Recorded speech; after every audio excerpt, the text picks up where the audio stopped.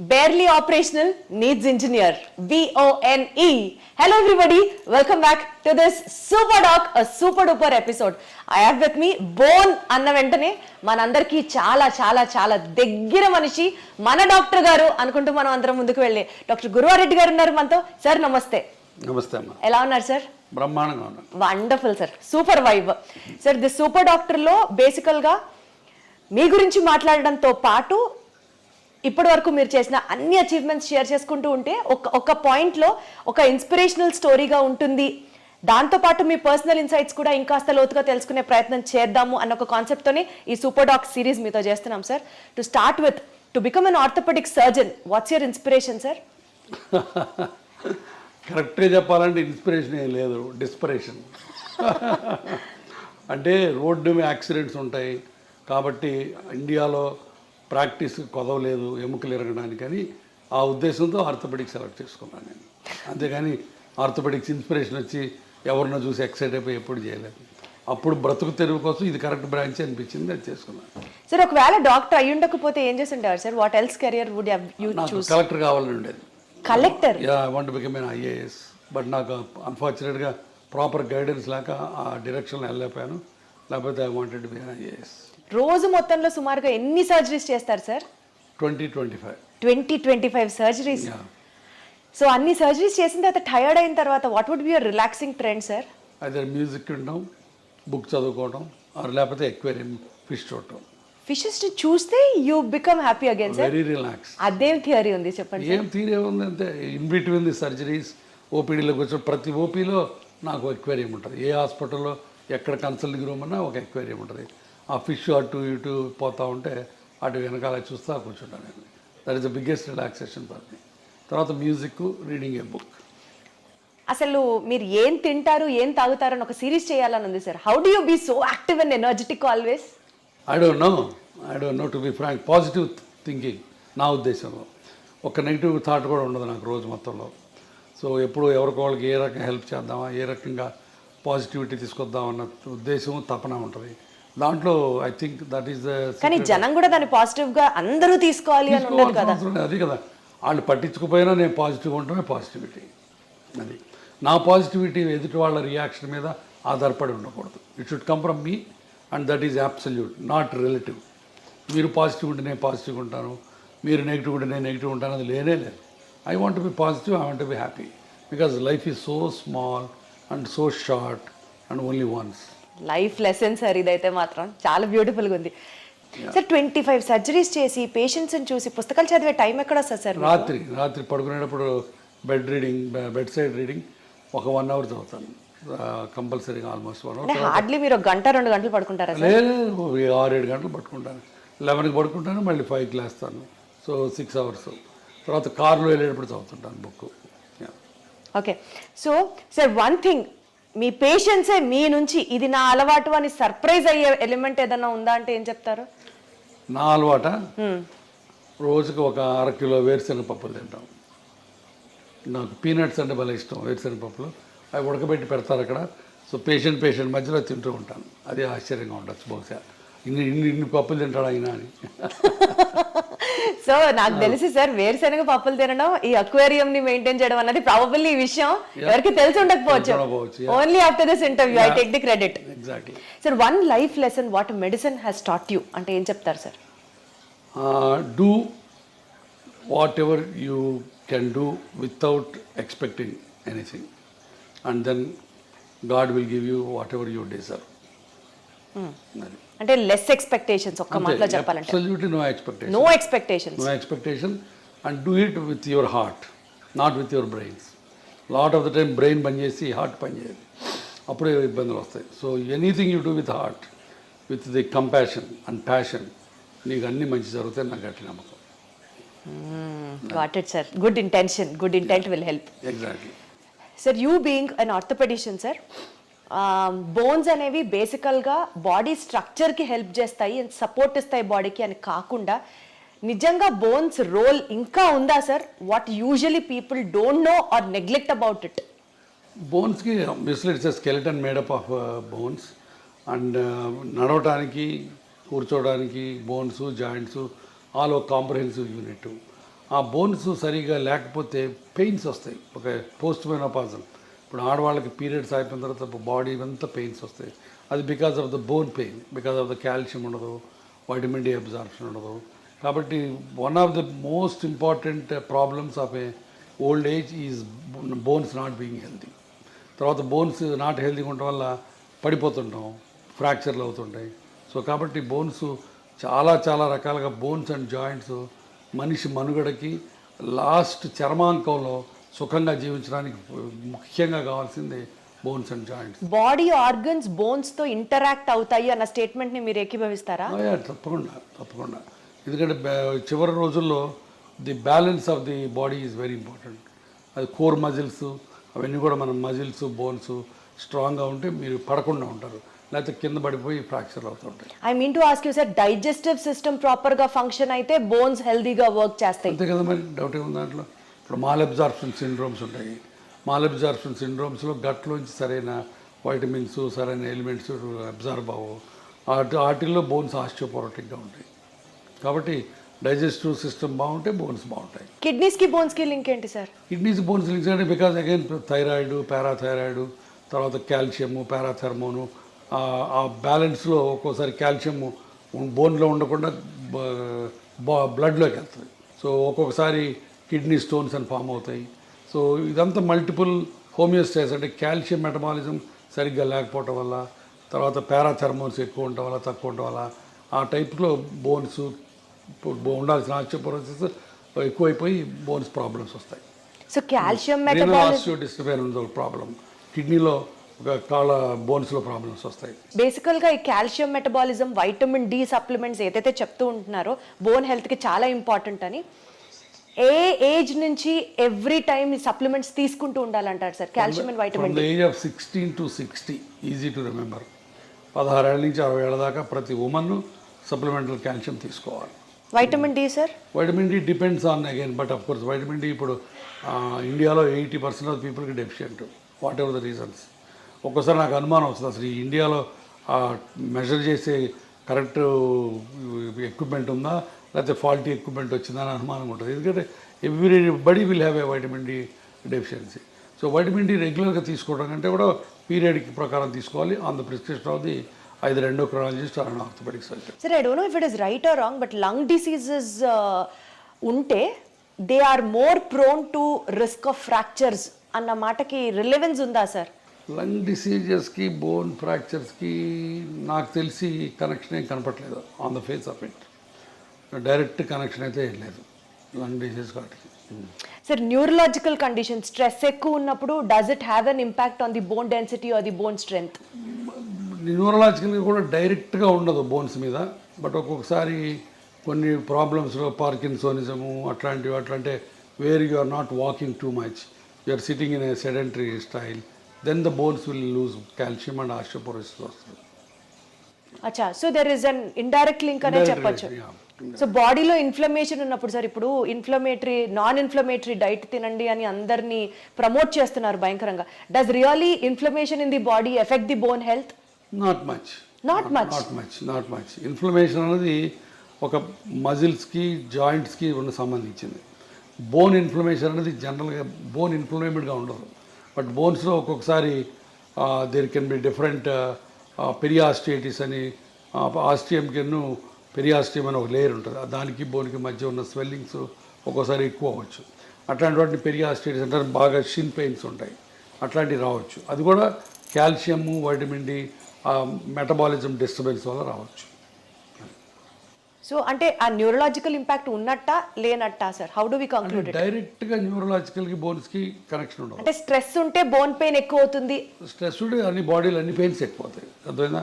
Muscular pain ఎక్కువ అవుతుంది, తలనొప్పి వస్తుంది, మైగ్రేన్స్ వస్తాయి, నెక్ పెయిన్ వస్తుంది.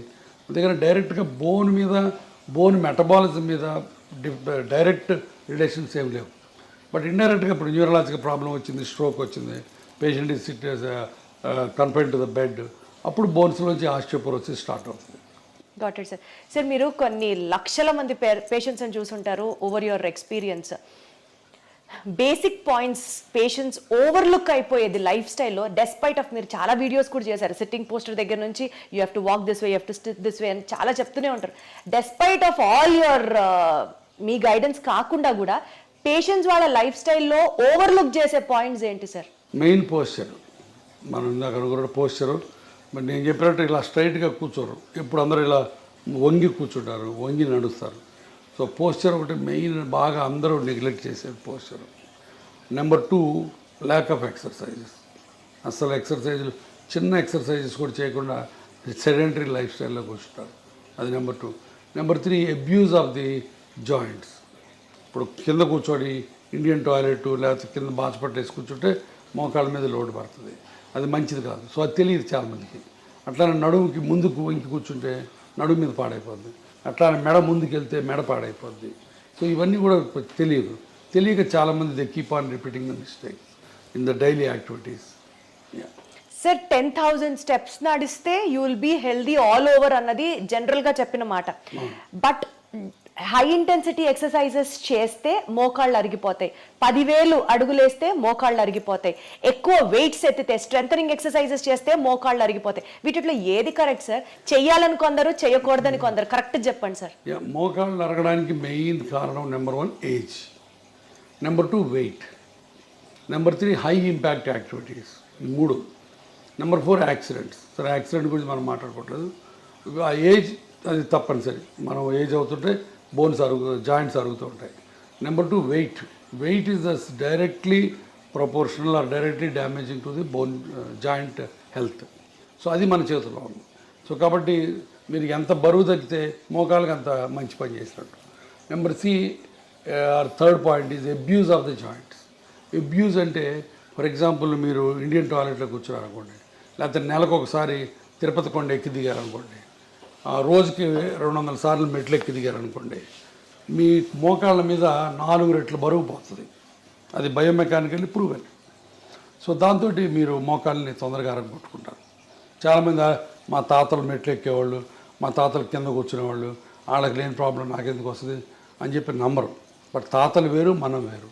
వాళ్ళ దేహదారుఢ్యం వేరు, వాళ్ళ బాడీ కాంపోజిషన్ వేరు, వాళ్ళ లైఫ్ స్టైల్ వేరు, వాళ్ళ ఫుడ్ డైటరీ హ్యాబిట్స్ వేరు, మనవి వేరు. మనం డెఫినెట్గా ఇండియన్ టాయిలెట్లో కూర్చున్న, మెట్లెక్కి దిగిన 4 రెట్ల బరువు మోకాళ్ళ నుంచి పోద్ది. That is a proven biomechanical thing. So కాబట్టి అది చేయకూడదు.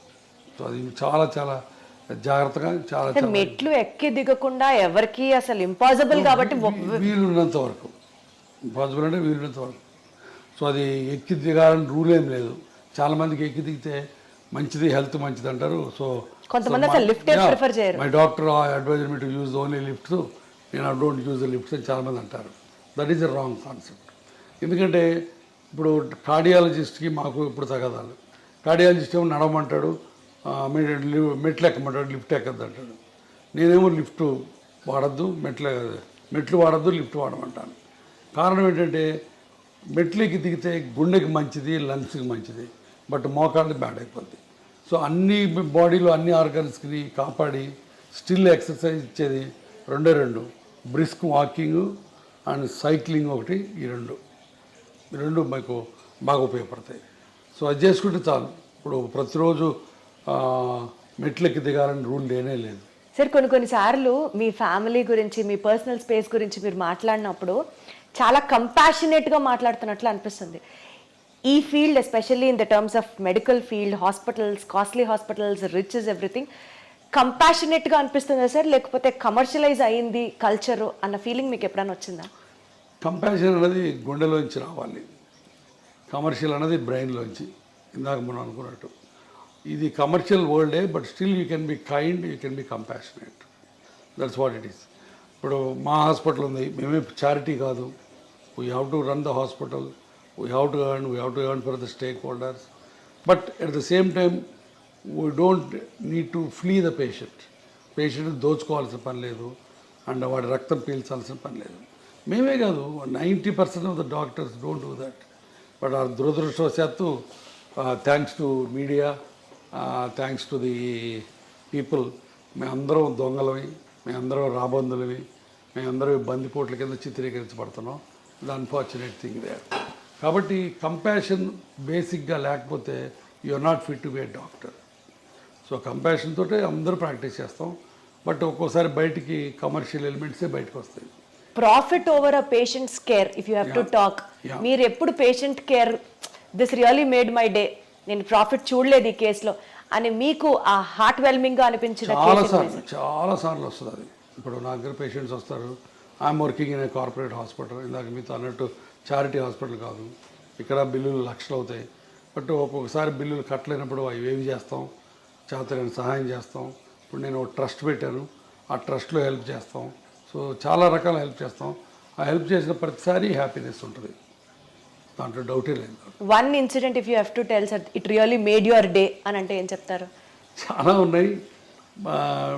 లాస్ట్ వీక్ ఇట్ సెల్ఫ్ ఒక కలీగ్ ఆర్థోపెడిక్ సర్జను, బట్ చాలా రోజుల నుంచి ఆయన ప్రాక్టీస్ చేయట్లేదు, బెడ్ మీద కదలట్లేదు, ఆయన పడి ఫ్రాక్చర్ అయ్యి వచ్చాడు. సో హిప్ రిప్లేస్మెంట్ చేసాం. అయిన తర్వాత కూడా ఆయన 10 రోజులు హాస్పిటల్లో ఉన్నాడు, బట్ నడవలేదు, రిఫ్యూజ్ టు వాక్. బిల్లు చాలా అయింది, మళ్ళీ కట్టుకోలేమన్నారు.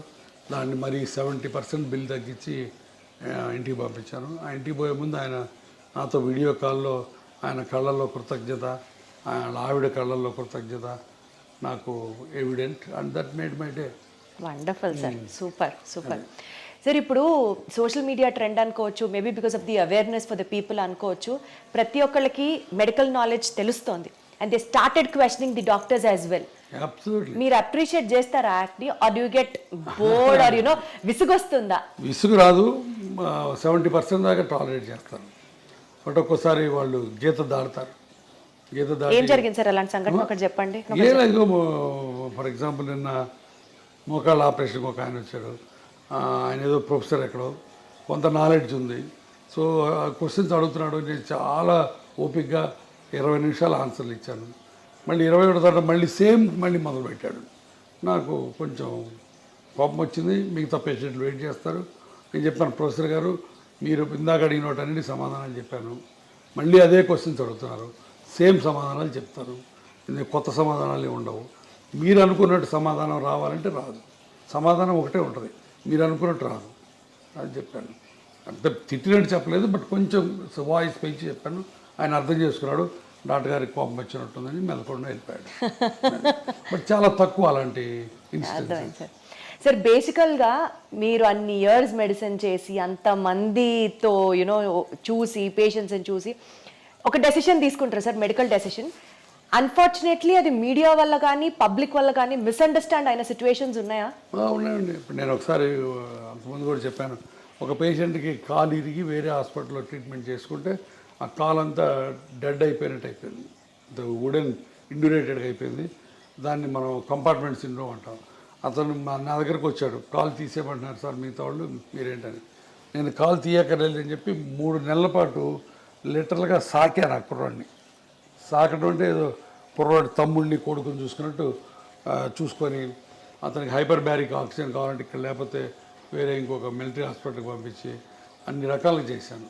బట్ చివరికి అతను వెళ్ళి 3 టీవీ స్టేషన్స్లో ఇంటర్వ్యూలు సంపాదించి కూర్చొని గురువారెడ్డి మంచోడు కాదు, నా కాల్ని పాడు చేశాడు అని చెప్పాడు. So 3 interviews. బట్ ఆ రోజు చాలా చాలా బాధేసింది. బట్ ఆ రోజు ఒక రకంగా నాకు లిబరేట్ కూడా అయిపోయాను. ఇంత కష్టపడి ఇతనికి చేసాం, ఇతను ఇలా చేశాడు, అయినా సరే మన పని మనం చేయాలి. ఈ ప్రెస్ గురించి, ఈ టీవీల గురించి, వాటి గురించి భయపడకూడదు. నీ ఆత్మకి నువ్వు గట్టిగా ఉన్నంతకాలం వీటి గురించి భయపడకూడదని ఒక రకమైన తెగింపు, ఒక రకమైన స్వాతంత్రం, ఒక రకమైన లిబర్టీ, ఒక రకమైన ఏమంటుంది దాన్ని కమ్ వాట్ మే అన్న యాటిట్యూడ్ వచ్చింది. సో అది ఒక రకంగా మంచిదైంది నాకు. అంటే సార్ ప్రతి డాక్టర్కి వెనకాల ఇలాంటిది ఒక స్టోరీ ఉంది అనుకుంటే, డాక్టర్ వెనకాల ఉంటాయి. ఒక రిచ్ డాక్టర్ అనుకోండి, సమాజం నుంచి ఒక అన్ఫేర్ క్రిటిసిజం ని ఆల్వేస్ ఇన్వైట్ చేసినట్లుగా ఉంటుందా? ఉంటుంది. సమాజం మమ్మల్ని భూతద్దంలో పెట్టి చూస్తుంది, ప్రతి అడుగుని క్రిటిసైజ్ చేస్తుంది. సో తప్పదు, part of life. Despite of మీరు ఇంత సోషల్ సర్వీస్ చేసినప్పటికీ కూడా సార్, గురువారెడ్డి గారి దగ్గరికి వెళ్తే ఆయన ఖచ్చితంగా ఆపరేషన్ అంటారు మోకాల్ రీప్లేస్మెంట్కి, అదే బయటికి వెళ్తే డాక్టర్లు అనరు అన్న మాటకి ఏం చెప్తారు? దానికి చాలా చాలా సత్య దూరం అది. నేను రోజుకి 100 నుంచి 120 మంది పేషెంట్లు చూస్తాను. దాంట్లో 30-40 మంది కంటే ఆపరేషన్ పడవు. తర్వాత నాది టెర్షియరీ ప్రాక్టీస్, అది మర్చిపోవద్దు మీరు. అంటే పేషెంట్లు మిగతా వాళ్ళందరి దగ్గరికి చూయించుకొని ఇక ఆపరేషన్ తప్పనిసరి అన్నప్పుడు నా దగ్గరికి వస్తారు. మొదటి రోజు రారు. సో నాది టెర్షియరీ ప్రాక్టీస్. హైదరాబాద్ అవ్వటం అయితేవి, నేను ఉన్న డాక్టర్స్లో సీనియర్ మోస్ట్ ఇప్పుడు 25 ఏళ్ళ నుంచి ప్రాక్టీస్ చేస్తాను కావటం అయితే ఏంది. సో ఇక్కడ ఉన్న ఓల్డ్ డాక్టరు, సీనియర్ డాక్టరు కాబట్టి చివరిలో సెకండ్ ఒపీనియన్, థర్డ్ ఒపీనియన్ కోసం నా దగ్గరికి వస్తారు. ఎప్పుడైతే టెర్షియరీ ప్రాక్టీస్ ఉంటుందో అప్పుడు ఆబ్వియస్గా ఆపరేషన్ రేట్ ఎక్కువ ఉంటుంది. సో అది అనవసరంగా ఎవరు ఆపరేషన్ చేయడం. గురువారి దగ్గరికి వెళ్తే ఆపరేషను, మిగతా వాళ్ళ దగ్గరికి వెళ్తే ఇంజక్షను, అవన్నీ మాయ. ఇప్పుడు ఆ రకంగా ఇంకోటి కూడా చెప్పాను. నేను లాస్ట్ 1 year నుంచి యుద్ధం చేస్తున్నాను. ఇంజక్షన్లు పనికిరాని ఇంజక్షన్లు చేసి పేషెంట్లు మాయ చేసే డాక్టర్లు. సార్ ఈ ప్రస్తావన తీసుకొచ్చారు కాబట్టి ఇంకొక పర్సనల్ కామెంట్ కూడా ఉంది సార్. మీరు అగేన్స్ట్ పిఆర్పి ఫర్ ఆర్థరైటిస్ అని చెప్తున్నారు. Exactly against PRP for arthritis. కానీ గురువారెడ్డి గారి హాస్పిటల్లో పిఆర్పి ఇంజెక్షన్లు 7,000 నుంచి 8,000 రూపాయలు ఉండే ఇంజెక్షన్ 17,000 రూపాయలు ఆయన ఎందుకు ఛార్జ్ చేస్తున్నారు? పిఆర్పి ఇంజెక్షన్ కూడా నా హాస్పిటల్లో చేయలేదు ఫర్ ఆర్థరైటిస్. ఎవరైనా వచ్చి ప్రూవ్ చేయమని చెప్తాను. పిఆర్పి ఫర్ స్పోర్ట్స్ ఇంజురీస్కి ఎంత సోపతిస్ అని చెప్పాను ఇందాక. టెండాన్ ఇంజురీస్కి, ఇక్కడ టెన్నిస్ ఎల్బోస్కి ఇస్తే ఇవ్వచ్చు. నేను ఇవ్వను. నా దగ్గర 36 మంది పనిచేస్తారు టీం. స్పోర్ట్స్ మెడిసిన్ వాళ్ళు ఇస్తే ఇవ్వచ్చు. బట్ ఆర్థరైటిస్కి, నీ జాయింట్లో మా దగ్గర పిఆర్పి అనేది ప్రసక్తే రాదు. ఎవరైనా వచ్చి ప్రూవ్ చేయమని చెప్పాను. అర్థమైందా?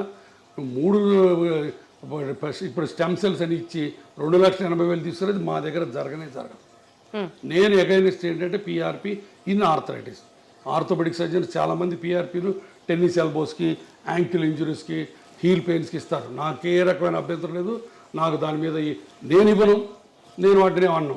అది దాని మీద నాకేం లేదు. ఎందుకంటే పీపుల్ అన్ని చోట్ల ఇస్తారు, కొన్ని చోట్ల మంచి రిజల్ట్స్ ఉన్నాయి. దానికి నేను PRP for other conditions work అయినప్పుడు why not for the knee sir? ఆర్థరైటిస్కి లేదు role. That's what I'm saying. There is no evidence at all. Arthritis is a global phenomena. అంటే మొత్తం కార్టిలేజ్ అంతా పాడైపోయింది. ఈ కార్టిలేజ్ అంతా పాడైపోయినప్పుడు దాన్ని మనం ఉద్ధరించి నువ్వు కార్టిలేజ్ పుట్టించలేవు. అంటే అయిపోయిన కార్టిలేజ్ తిరిగి మళ్ళీ ఫామ్ అవ్వదా సార్? ఇంత మటుకు గ్లోబల్గా కార్టిలేజ్ రీజనరేట్ అన్నది లేదు. కార్టిలేజ్ సెల్స్ స్పోర్ట్స్ ఇంజురీస్లో చిన్న లేజన్స్ ఉంటే దాంట్లో కాండ్రోసైట్స్ అని, ఓట్స్ అని డిఫరెంట్ ప్రొసీజర్స్ ఉన్నాయి. అవన్నీ ఉపయోగపడతాయి అక్కడ వరకు. అక్కడ కూడా ఫైబ్రస్ టిష్యూ ఫామ్ అయ్యి కొంతవరకు కార్టిలేజ్ సెల్స్ వస్తాయి. బట్ కార్టిలేజ్ రీజనరేట్ అయ్యి ఆర్థరైటిస్, మోకాళ్ళ నొప్పుల ఆర్థరైటిస్ బాగుపడి మళ్ళీ బ్రహ్మాండంగా నార్మల్ కార్టిలేజ్ వచ్చింది. అల్ట్రాసౌండ్లో చూపిస్తాడు ఈయన, ఈ డాక్టర్ గారు, బౌన్సర్ డాక్టర్ గారు. అల్ట్రాసౌండ్ తీసేదిగో నీకు మళ్ళీ కార్టిగ్రామ్ అని ఒకటి చూపిస్తాడు. ఇవన్నీ మాయ, భయంకరమైన మాయ. కానీ ఆయన చేసేది మాయే. కానీ చాలా మంది ఆర్థోపెడిషియన్స్ కూడా ఈ కార్టిలేజ్ గ్రో అవుతుంది అని మందులు ఇస్తున్నారు కదా. కార్టిలేజ్ గ్రోత్ కి స్పోర్ట్స్ ఇంజరీస్ లో గ్రోత్ అయ్యే టెక్నిక్స్ వేరు. వీటిని మిక్స్ చేయొద్దు. కార్టిలేజ్ గ్రో అవడానికి చిన్న వాటికి బోల్డ్ అని ప్రొసీజర్స్ ఉన్నాయి. ఆర్థ్రోస్కోపిక్గా చేస్తారు. అవన్నీ స్పెషల్ ఇండికేషన్స్ ఉన్నాయి, స్పెషల్ ప్రొసీజర్స్ ఉన్నాయి, స్పెషల్ ట్రైనింగ్ ఉంది. నువ్వు ఎనస్థీషియా వాడి వచ్చి నువ్వు డి జాయింట్ హీరోని అని చెప్పి ఎక్కడ ఉందో అక్కడ ఇంజక్షన్ చేస్తే పోద్దని, ఇక్కడి నుంచి ఇక్కడ తీస్తే నీ రీప్లేస్మెంట్ అని, ఇంత ల్యాక్ ఆఫ్ నాలెడ్జ్ ఉన్న డాక్టర్ దగ్గరికి 1000 మంది వెళ్ళి బాధపడుతుంటే ఏం చేయాలా? మాయ చేస్తాడు. ఆ మాయ కోసం యుద్ధం చేస్తున్నాం మేము. ఇది వాళ్ళ తాగదు యుద్ధం. ఇది ఇంకా చాలా దూరం వెళ్తుంది యుద్ధం. సరే, మీరే అంత బిజీ ప్రాక్టీషనర్ అయ్యండి, అంత బిజీ డాక్టర్ అయ్యండి, ఇంకా ఈ సొసైటీకి సంబంధించిన ఇలాంటి ఇష్యూస్ నా బాధ అదేనమ్మా. ఇప్పుడు నాకు వెస్టర్న్ ఇంట్రెస్ట్ ఏమీ లేదు. నాకున్న ప్రాక్టీస్ నాకుంది, నేను ఇన్స్టిట్యూట్ పెట్టుకున్నాను. బట్ నాకు పేషెంట్ గురించి బాధ. నేనే కాదు, నాలాంటి బాధపడేవాళ్ళు చాలామంది ఉన్నారు. మేము అందరం కలిసి ఇప్పుడు దానికి అగైనెస్ట్ ఫైట్ చేస్తున్నాం. సార్, బేసికలీ మీ ఫ్యామిలీ ఏమంటారు సార్? ఇవన్నీ మనకి ఎందుకు అవసరమా? మనం ఎంత సంపాదించాం, ఎంత సెటిల్ అయ్యాం, పిల్లలు బాగున్నారు. వాళ్ళు ఏమన్నారు, ఇది నా ప్రొఫెషను, ఇది నా ప్రిన్సిపల్స్, ఇది నా ప్యాషను, ఇది నా కమిట్మెంట్ టు ది పేషెంట్స్. ఎవరేమైనా అనుకోండి, నాకు నమ్మకం ఉంది అంతే. అద్భుతం sir, commitment to the patients అన్నారు చూడండి సార్. అంతేనమ్మా. మీరు అన్నట్టు నాకేమీ రాదు దీంట్లో వచ్చి, ఇంకా 4 రాళ్ళు పడతాయి. But I'm ready. మీరు అన్నట్టు ఎంత బిజీ అయినా సరే నేను దీన్ని పెట్టుకొని నేను ఎన్ని గంటలు దీని మీద కూర్చుంటున్నాను నేను. ఎందుకంటే ఐ వాంట్ టు ఈ దోపిడీ కార్యక్రమం ఆగిపోవాలి. తర్వాత ఇంకోటి, ఇది పెయిన్ క్లినిక్స్ మీద కాదు, అది కూడా చెప్తున్నా.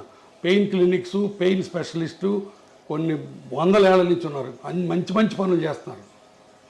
వాళ్ళందరూ ఇప్పుడు spine, cancer pain, chronic pains మీద మేమందరం వాళ్ళకి రిఫర్ చేస్తాం పేషెంట్ని, పెయిన్ క్లినిక్ వాళ్ళకి. అబ్సల్యూట్లీ సార్, నాకు అర్థమవుతుంది సార్. పెయిన్ అన్నారు కాబట్టి కొంచెం పిఆర్పి నుంచి పక్కకి వెళ్తే ఫిజియోథెరపీ చేసుకోవడం వల్ల early stages maybe around 18 years or 20 years నుంచి ఫిజియోథెరపీ ఎక్సర్సైజ్ స్టార్ట్ చేస్తే బోన్ జాయింట్స్ హెల్దీగా ఉంటాయి, బోన్ జాయింట్ ప్రాబ్లమ్స్ని మనం నివారించవచ్చు అన్న మాటకి. నివారించవచ్చు అన్న మాట తప్పు, స్లో చేయొచ్చు, ఎక్స్టెండ్ చేయొచ్చు. ఉన్న వాటి అన్నిటిలో ఫిజియోథెరపీ మజిల్స్ బోన్స్ని హెల్దీగా ఉంచుకోవటం తప్ప ఇంకా వేరే ఏమీ లేదు. నేను 2 పాయింట్లు చెప్తాను, గుర్తుపెట్టుకోండి, హైలైట్ చేయండి. ఇది మోకాళ్ళు మొదటి నుంచి ఫస్ట్ స్టేజ్ నుంచి ఆపరేషన్ అక్కర్లేదు, లాస్ట్ స్టేజ్లో ఆపరేషన్ అవసరం. ఈ ఫస్ట్ స్టేజ్ నుంచి treatment simple medicines. Simple medicines అంటే ఏంటి?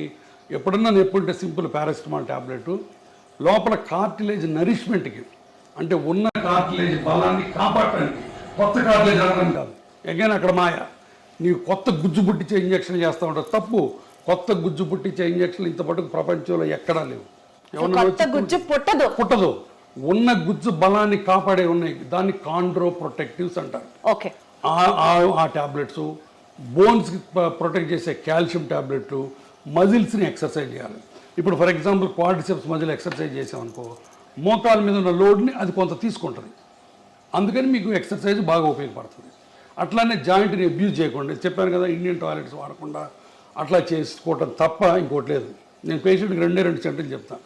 అమ్మ, నేను ఇచ్చిన మందులు, ఎక్సర్సైజులు పని చేసిన నాళ్ళు ఆపరేషన్ అక్కర్లేదు. ఈ మందులు ఎక్సర్సైజులు పని చేయకపోతే ఆపరేషన్ తప్ప ఇంకొకటి లేదు. మీరు చేయించుకుంటారు లేదు అనవసరం, బట్ డాక్టర్గా నీ ధర్మం ఏంటి చెప్పాలి. మీరు రీజన్ చెప్పాలి. నువ్వు హిపోక్రటిస్ ఓత్ తీసుకున్నావమ్మా సార్. అద్భుతం సార్, అద్భుతం. గురించి ఈ రోజుల్లో ఎవరు మాట్లాడుతున్నారు సార్? లక్షలు సంపాదించి ఎట్లా నిద్రపోతావు? నువ్వు పేషెంట్ల రక్తం తాగుతున్నావు, నువ్వు అంతమించి ఇంకేం లేదు నీకు. సో ఈ హిప్ ఇంప్లాంట్స్ అండ్ నీ ఇంప్లాంట్స్ గురించి సార్, రేటుకి తగ్గట్టుగా ఆపరేషన్ చర్య ఉంటుందా సార్? ఇప్పుడు దాంట్లో రకరకాలు ఉంటాయి. ఇప్పుడు ఇదిగో, ఇది ceramic, stainless steel, cobalt chromes ఉంటాయి. సో ఇట్లా ఇటుపక్క క్రాస్ లింక్డ్ పాలిఎథిలీన్ ఉంటుంది.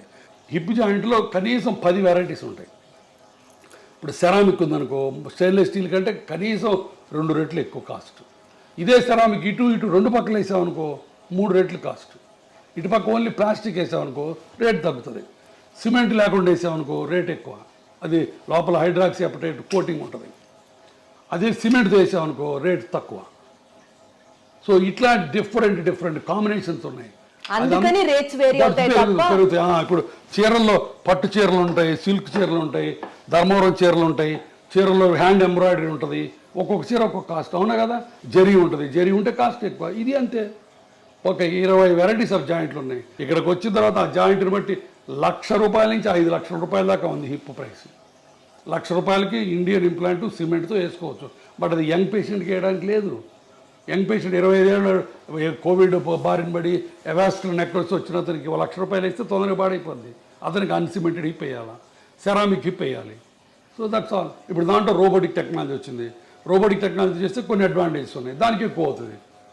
సో ఇవి థింగ్స్. సార్, రోబోటిక్ సర్జరీస్ గురించి మాట్లాడితే sir, your hospital is ranked among the top most robotic surgeries perform చేసే హాస్పిటల్. అది definitely first of all congratulation sir. కాకపోతే రోబోటిక్ సర్జరీస్ అన్నవి are affordable to everybody is one not at all. Robotics ప్రతి వాళ్ళు చేయించుకోవాలని రూలే లేదు. Robotics చేయాలి, అది చేయకపోతే నీ బతుకు దుర్భరం అన్నమాట అంతకంటే లేదు. ఎప్పుడు చేస్తారు సార్ రోబోటిక్స్? రోబోటిక్స్ వల్ల 2-3 అడ్వాంటేజెస్ ఉన్నాయి, మార్జినల్ అడ్వాంటేజెస్. అది పేషెంట్కి ఎక్స్ప్లెయిన్ చేస్తాం. కొంత ప్రెసిషన్ ఉంటుంది, కొంత post operative pain, immediate post operative pain కొంత తక్కువ ఉంటుంది. ఓన్లీ ఫస్ట్ 2-3 days, తర్వాత మళ్ళీ సేమ్ ఉంటుంది. ఆ ఫస్ట్ 2 days ఎందుకు ఉంటుందంటే సాఫ్ట్ టిష్యూ డిసెక్షన్ తక్కువ ఉంటుంది. తర్వాత ఇప్పుడు అలైన్మెంట్స్ అని డిఫరెంట్ అలైన్మెంట్స్ వచ్చినాయి మోకాళ్ళ ఆపరేషన్లో. ఆ డిఫరెంట్ అలైన్మెంట్ చేయాలంటే రోబోటిక్స్ ద్వారా చేయొచ్చు. ఇవన్నీ కూడా వెరీ సైంటిఫిక్. కానీ రోబోటిక్తోనే చేయాలని రూల్ లేదు. నేను 100 మందికి చేస్తే ఒక 50 మంది రోబోట్ చేయించుకుంటారు, 50 మంది రోబోట్ చేయించుకోరు. బట్ ప్రతి పేషెంట్కి ముందే చెప్తాం రోబోటిక్ వల్ల ఈ ఉపయోగాలు ఉన్నాయి, బట్ ఈ ఉపయోగాల గురించి మీరు డబ్బులు వేస్ట్ చేసుకోవాల్సిన పని లేదని కూడా చెప్తాం. కానీ సార్ ప్రిసిషన్ యాక్యురేట్ గా ఉంటుంది, చాలా మినిమల్ ఇన్వేషన్ ఉంటుంది, వీటి గురించి ఇట్లా మాట్లాడితే సక్సెస్ రేటు రోబోటిక్ సర్జరీస్ లో ఫర్దర్ గా ఏమీ లేదు, రెండిటికి ఒకటే. Sure, sir. రోబోటిక్ సర్జరీ వల్ల సక్సెస్ రేట్ ఎక్కువ అవుతుందని ఎవ్వరు చెప్పకూడదు, చెబితే అది అబద్ధం. నేను చెప్పను, నేను ఇంతవరకు ఏ పేషెంట్కి చెప్పలా. రోబోటిక్ వల్ల కొంత అడ్వాంటేజెస్ ఉన్నాయని చెప్తాను తప్ప సక్సెస్ రేట్లో ఏ మాత్రం తేడా లేదు, రెండుకి ఒకటే సక్సెస్ రేట్. ఎట్లా జరుగుతున్నాయి సార్? అంటే పేషెంట్స్ యొక్క పర్సెప్షన్ టువర్డ్స్ రోబోటిక్ సర్జరీ ఎట్లా ఉంది సార్? పేషెంట్స్ వల్ల మా పేషెంట్స్ కూడా ఏంటంటే ఇండియన్ పేషెంట్స్ కూడా ఇప్పుడు వెల్ ఇన్ఫార్మ్డ్. Absolutely. వాళ్ళందరూ వాళ్ళే వచ్చి అడుగుతారు. తర్వాత చాలామంది పేషెంట్లకి వాళ్ళ పిల్లలు అమెరికాలో ఉంటారు. అక్కడ అమెరికాలో ఇది standard of care robotic surgery అన్నది. వాళ్ళు అక్కడి నుంచి చెప్పి మీరు రోబోటిక్ చేయించుకోవడం అని చెప్తారు తల్లిదండ్రులకి. వాళ్ళు మమ్మల్ని వచ్చి అడుగుతారు. సో మేము ఆఫర్ చేస్తాం, దట్స్ ఆల్. అంతకుమించి అంటే పేషెంట్ సౌలభ్యం కోసం అది కూడా ఇనీషియల్ గా తప్పించి పేషెంట్ని మాయ చేసి పేషెంట్ని అబద్ధాలు చెప్పి రోబోటిక్స్ చేసే ప్రసక్తి లేదు, నెంబర్ 1. నెంబర్ 2, రోబోటిక్స్ చేసి నువ్వు అద్భుతంగా ఉంటావు, ఇంకో 20 ఏళ్ళు ఎక్స్ట్రా ఉంటావు అన్నది అంతకంటే లేదు. రోబోటిక్స్కి ఎక్స్ట్రా సక్సెస్ రేట్ అన్నది అంతకంటే లేదు. నేను క్లియర్గా చెప్తున్నాను 3 విషయాలు. ఏది ఇన్ని 10,000 రోబోటిక్ ఆపరేషన్లు చేసిన తర్వాత కూడా. బట్ రోబోటిక్స్ అనేది ఒక extra technology which will help you in getting a proper outcomes. అది పాయింట్ అక్కడ. అదైనా డిఫికల్ట్ ఆపరేషన్స్ ఉంటాయి. ఒకసారి బాగా అరిగిపోయి మొత్తం దొడ్డికాళ్ళు వస్తారు, స్టేజ్ 4 బాగా అడ్వాన్స్డ్. అట్లాంటి వాటిల్లో రోబోట్ మనకి ఎంతవరకు బోన్ కట్ చేయొచ్చు, ఎంతవరకు సాఫ్ట్ టిష్యూ డిసెక్ట్ చేయాలని కొన్ని మనకి ఇస్తుంది. అట్లాంటి హిప్ రిప్లేస్మెంట్స్లో డిస్ప్లాస్టిక్ హిప్స్ అని ఉంటాయి, అంటే చిన్నప్పటి నుంచి పాడైపోయిన హిప్స్. ఆ హిప్స్లో రోబోట్ ముందే మనకి ఎక్కడ మంచి బోన్ ఉంది, ఈ కప్ ఎక్కడ పెట్టచ్చు అని ముందే మనకి గైడెన్స్ ఇస్తుంది. అట్లాంటి అడ్వాంటేజెస్ ఉన్నాయి. అంతేగాని రోబోటిక్తోనే చేయాలన్నది లేనే లేదు. మళ్ళీ చెప్తున్నాను. అబ్సల్యూట్లీ సార్, నాకు అర్థమైంది sir. To just divert our interview on a lighter note and concluded sir, just I wanted to ask you, ఒక జాయింట్ హెల్త్ కి సంబంధించినటువంటి ఒక మీ కోరిక, జనాలు ఈ మిత్తుని నమ్మడం ఆపండ్రా బాబు అని అంటే ఏం చెప్తారు సార్? ఇందాక చెప్పింది మళ్ళీ చెప్తా, నేను అలిసిపోను, ఎన్ని గంటలైనా చెప్తాను ఇదే.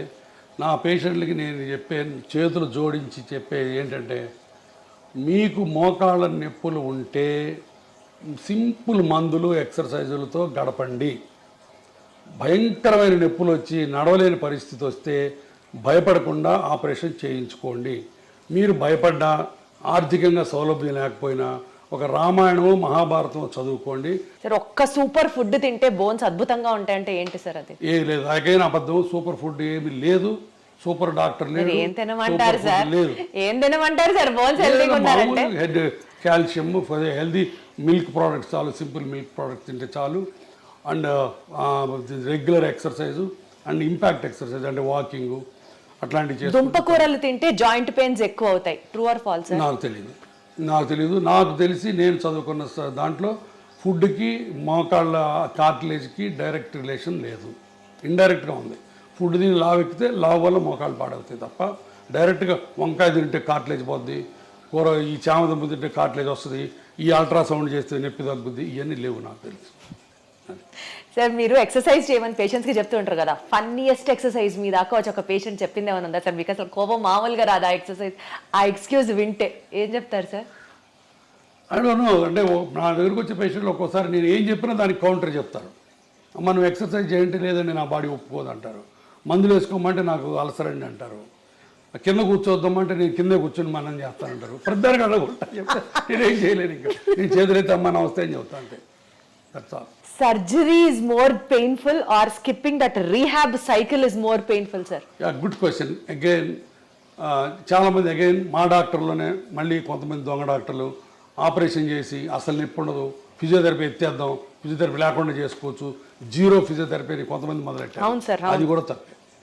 ఆపరేషన్ చేసిన తర్వాత నొప్పి అన్నది దేవుడిచ్చిన సహజమైన రియాక్షన్. కాకపోతే ఇప్పుడు మోడర్న్గా పెయిన్ రెడ్యూసింగ్ టెక్నిక్స్ చాలా వచ్చినాయి. ర్యాపిడ్ రికవరీ ప్రోటోకాల్ అని, మల్టీ మోడల్ ఎనర్జీసియా అని చెప్పి, తర్వాత కంటిన్యూస్ ఎపిడ్యూరల్ పెయిన్ రిలీఫ్ అని, అట్లా చాలా మందులు వచ్చినాయి, చాలా టెక్నిక్స్ వచ్చినాయి ఇమ్మీడియట్ రీహాబిలిటేషన్ వల్ల. వీటి వల్ల కొంత నొప్పి తగ్గుతుంది. తర్వాత నొప్పి అన్నదమ్మ మల్టీ ఫ్యాక్టోరియల్, అంటే చాలా ఫ్యాక్టర్స్తో సంబంధించింది. కొంతమంది పేషెంట్లు వెరీ సెన్సిటివ్గా ఉంటారు, అవును సార్. కొంతమంది పేషెంట్లు బిందాస్గా ఉంటారు, అది పేషెంట్ ఫ్యాక్టర్. తర్వాత కొంతమందికి బాగా అరిగిపోయింది అనుకో, ఎక్కువ డిసెక్ట్ చేయాల్సి వస్తుంది, అప్పుడు ఎక్కువ ఇన్ఫ్లమేటరీ సైటోకైన్స్ రిలీజ్ అవుతాయి, వాళ్ళకి ఎక్కువ నొప్పి ఉంటుంది. సో కాబట్టి పెయిన్ లేకుండా ఏ పేషెంట్ ఉండడు. కొంతమంది అదృష్టవంతులు వస్తారు, పెయిన్ ఉండదు వాళ్ళకి, అంటే వాళ్ళ అదృష్టం. అంటారు కదా సార్, పెయిన్ సైకోసోమాటిక్ అంటారు కదా. సైకోసోమాటిక్ కాబట్టి నొప్పి అన్నది మల్టీఫ్యాక్టరీలు, దానికి చేస్తాం. బట్ రీహాబిలిటేషన్ కూడా పేషెంట్ రిలాక్స్ అయ్యి ఫిజియోథెరపీ చేసినట్టు చేస్తే అంత నొప్పే ఉండదు. సరే, ఫిజియోథెరపీ చేసేటప్పుడు ఆ నొప్పి తగ్గడానికి ఏముండదా సార్? ఉన్నాయమ్మా, చాలా ఉన్నాయి. క్రయోథెరపీ అని ఐస్ ప్యాక్స్ పెడతాము. తర్వాత ఇప్పుడు నేను 100 మంది పేషెంట్లు చేస్తే చాలా మంది ఏమనుకుంటారు తెలుసా సార్, మీరు సర్జరీ చేస్తారు, రిహాబ్ ఎక్సర్సైజెస్ ఫిజియోథెరపీ గురించి మాట్లాడితే అది చాలా పెయిన్ఫుల్. ఇంత చేసినా కూడా ఇదివరకు లాగా నేను నడవలేకపోతున్నాను, 90-95% కూడా రికవరీ ఉండట్లేదు అని అనుకునే వాళ్ళకి ఏం చెప్తారు? చాలా చాలా సత్య దూరం ఇది కూడా. మేము చేసే ఆపరేషన్స్లో 1 year తర్వాత, 1 year పడుతుంది కొంతమందికి, 1 year తర్వాత the satisfaction rate in knee replacement properly done and properly explain to the patient psychic కాకుండా పేషెంట్ మామూలు పేషెంట్ అయితే 90% సక్సెస్ రేట్. ఏది పర్సెప్షన్లో 1 yearలో 90% people will be very happy, very very happy, very happy, back to the normalcy you can say. అమ్మ, ఎంతమంది మా ఓపీలో ఒకసారి కూర్చొని చూడు సార్, దేవుడు మీరు మమ్మల్ని మళ్ళీ నడిపించారు, పునర్జన్మ సార్ అంటారు.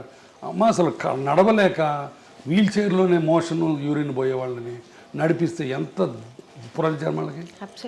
అన్నిటికీ బాత్రూమ్ పోవడానికి కూతురు మీద, అల్లుడి మీద, కొడుకు మీద, కోడల మీద ఆధారపడే వాళ్ళకి వాళ్ళ కాళ్ళ మీద వాళ్ళు నిలబెట్టి నడిపిస్తే ఎంత ఆనందం. అవన్నీ వచ్చి చూడండి. 20 years, నేను ఇప్పుడు 25 years ఇంటూ ప్రాక్టీస్. నేను ఎప్పుడు వచ్చాను? 1999లో వచ్చా హైదరాబాద్. ఇప్పుడు 25 ఏళ్ళు, బహుశా మోర్ దాన్ 70,000-80,000 పేషెంట్కి ఆపరేట్ చేశాను నేను. 25 ఏళ్ల కింద చేసిన పేషెంట్లు ఇంకా తిరుగుతున్నారు హ్యాపీగా. So that is the beauty of the knee replacement surgery. అది నేను క్యాన్వాస్ చేయక్కర్లా, all over the world millions of people get benefit. Sir, ఇప్పుడు నీ రీప్లేస్మెంట్ సర్జరీలోనే latest advancement which really excites you so much ఏమైనా ఉందా sir? Robotic technology, that is the only latest advance. ఇప్పుడు దీంట్లో బోల్డ్ అనే కొత్త మెటీరియల్స్ వస్తున్నాయి. ఇప్పుడు ఈ కోబాల్ట్, క్రోమ్, టైటానియం కాకుండా ఇంకా కొత్త మెటీరియల్, పీక్ మెటీరియల్ అని కొన్ని వెరీ లైట్ మెటీరియల్స్ వస్తున్నాయి. అంటే మేబీ ఒక foreign body inside the body ఉన్నట్లుగా కూడా తెలియదు అన్న అలాంటివి కూడా వస్తాయి. ఇప్పుడు హిప్ రీప్లేస్మెంట్, నీ రీప్లేస్మెంట్, ఈ రెండు ప్రపంచ మానవాళికి దేవుడు ఇచ్చిన 2 సూపర్ గిఫ్ట్స్. అరగటం ఆయన ఇచ్చిందే శాపం, బట్ దానికి ఆన్సర్లు కూడా ఆయనే ఇచ్చాడు. ఫర్గాటన్ జాయింట్స్ ఇట్ని అంత century, operation of the century, decade అంటారు దీన్ని. అలాంటి ఆపరేషన్లు 2 కొన్ని వేల లక్షల కోట్ల మంది ఇది చేసుకుంటున్నారు. సార్, ఫైనల్ అన్న కంక్లూజన్ నోట్ సార్, ఏం చెప్తారు సార్ ఆడియన్స్కి ఫ్రమ్ యువర్ ఎండ్? లైఫ్ చాలా సింపుల్, కాంప్లికేట్ చేసుకోవద్దు. మీరు పేషెంట్లుగా ఎంతో కన్ఫ్యూజన్లో బతుకుతున్నారు నాకు తెలుసు. ఎందుకంటే ఒక పక్కనేమో నాలాంటాడు ఆపరేషన్ అంటాడు, ఇంకొక ఆయన వచ్చి PRP అంటాడు. ఈ మధ్యలో ఎక్కడ నిజం ఉందో మీకు తెలియదు, సతమతం అవుతున్నారు. దయచేసి ఎవిడెన్స్ లేకుండా మాయ మాటలు నమ్మి దొంగ ట్రీట్మెంట్లు చేయించుకోవద్దు. 4 రోజులు ఆగండి, నా మీద కూడా 4 అడగండి, గురువారెడ్డి ఎట్టాంటి అడగండి, అప్పుడే రండి. ఆపరేషన్ గురించి భయపడద్దు, భయం కొద్దీ ఆపరేషన్ వెనక్కి వెళ్ళద్దు ప్లీజ్. మీకు ఆర్థికంగా స్తోమత లేకపోతే, మీరు ఇబ్బంది పడుతుంటే, నేను ఒక ట్రస్ట్ పెట్టాను. దాంట్లో బీదవాళ్ళకి కనిపించిన అమ్మకు ఒక మోకాలని ఒక స్లోగన్తో చేయడానికి చేస్తున్నాం బోల్డ్ని. మీరు మోకాళ్ళు ఆపరేషన్ చేయించుకోవడానికి ఆర్థిక స్తోమత లేకపోతే మా ట్రస్ట్ దగ్గరికి రండి, నాకు చేతన సహాయం నేను చేసి పెడతాను. కానీ దొంగ మాటలు నమ్మి ఈ ఇంజక్షన్లు మట్టుకు చేయించుకోవద్దు మోకాళ్ళ నొప్పులకు. మిగతా దానికి ఇంజక్షన్లు మీరు చేయించుకుంటారో లేదో నాకు అనవసరం, నాకు తెలియదు. సో BONE బోన్ అంటే బర్డన్ ఆఫ్ ఓవర్ ఎక్స్పెన్సెస్ అంటారు కదా సార్, సరిగ్గా కాపాడకపోతే, చూసుకోకపోతే. అంతే, that's all. Wonderful, sir. So good talking to you. Thank you so much. Okay. Thank you. And for more videos, Please subscribe to iDream. Please subscribe to iDream. Please subscribe iDream. And please subscribe to iDream. For more videos, subscribe to iDream. please like, share, and subscribe to the channel. Congratulations, iDream. Subscribe to iDream. Subscribe to iDream. So subscribe to iDream Media. iDream ki iDream team andarki huge congratulations. Please subscribe iDream Media. Please subscribe to iDream. Subscribe iDream. Please subscribe to iDream. iDream అంటే నా కళల channel subscribe చేసుకున్న నోరు తిరుగుతలేదు, మీరైతే గంట గుర్తు కొట్టండి. For more such videos, please subscribe to iDream. Subscribe to iDream. Please subscribe to iDream. Please subscribe iDream Media. Please do subscribe to iDream. Please subscribe to iDream Media. For best entertainment and information, please subscribe iDream. And don't forget to subscribe to iDream.